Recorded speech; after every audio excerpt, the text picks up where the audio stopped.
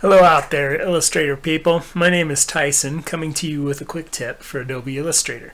For this tip, we'll be making the weave shape shown here. Here we are in Illustrator. Go ahead and make a new document.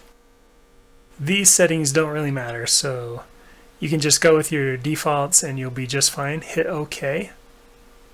The first thing we need is a line segment. You can go over here on the left hand side to get your line segment tool. The backslash hotkey will take you right to it immediately. It's much better, much faster. So with your line tool, just click and drag to the side to make your line. Hold shift, and then once you've made the line a decent length, go ahead and release your mouse and your shift key. Come up here to the stroke thickness or stroke weight box. Click this little drop down. Let's change it to 30 pixels. Okay, so the next step is to make this line zigzag. You need to come up here to the menu, to Effect, Distort and Transform, Zigzag, and that'll bring up the zigzag dialog box. Hit Preview here, the checkbox, and let's change the size of this so that we've got a decent enough change in direction of the stroke. We don't need to mess with the ridges per segment, and then in the points section, let's make them smooth points. Hit OK. Go to your main menu up top, Object, Expand Appearance. Press the A key and that'll bring up our direct selection tool. Now you click and drag, and let's drag over these last few points. We have those selected, and then hit delete. Hit V to go back to your regular selection tool, and then move your line over. Just kind of center it, and it's fine. It doesn't really matter, I just like it right there. Now we're going to take this line segment, we're going to copy it, Control C, and then paste it in front by pressing Control F. Boom. And then now I can just take this and rotate it. I'm holding Shift. If you want to rotate it, you just hover over one of these corner points when you have it selected, and it'll show these two arrows. Just drag it and hold Shift, and then you can spin it around. Let's change the line color of both of these lines. I'm going to grab this line first, then I'm going to go up here to my color palette. I'm not a big fan of working in RGB colors, so let's change those to HSB. Let's change this one to about 60% on the brightness scale. And then we'll come back over here, select that line, and then let's make it around 40%. So now we can see the two separate lines here.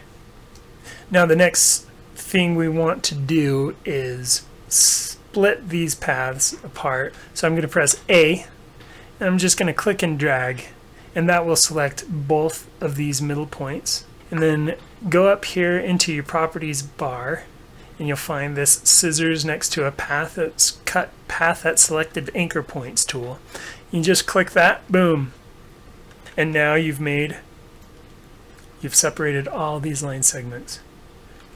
It's very handy. Now what I want to do is I'm going to just grab this line segment right here that's behind this darker segment, and I'm going to press Control X. Now I'm going to select this stroke and press Control F to paste in front.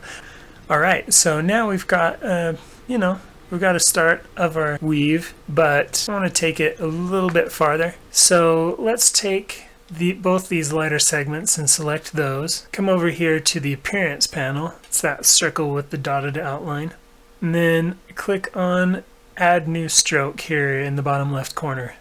Take the second stroke, increase it to like 30, let's do 38 pixels.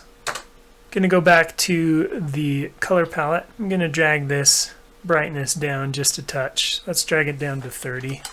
And so now it looks like this stroke has an outline around it. And it looks like one continuous shape. It's kind of nice. I'm going to do the same to the darker line. Back to the Appearance panel. Click on Add New Stroke. Go to the second stroke and then change it to 38, I think.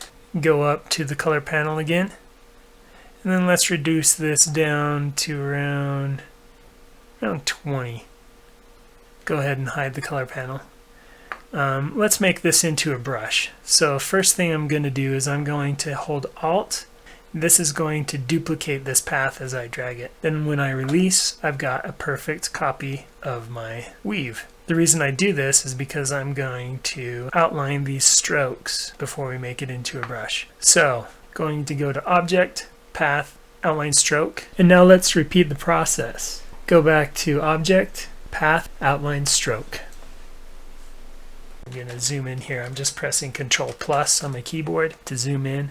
Then I just hold my spacebar down and I can pan around. That's pretty handy. Select all of these, and what happened was when I outlined these strokes it grouped them together, so I'm going to ungroup them by pressing Control-Shift-G. So that ungrouped them all. And now just click on this shape. I'll press Control-X, select the shape that was underneath it, and press Control-B, and now I've got that line segment looking the way I want it.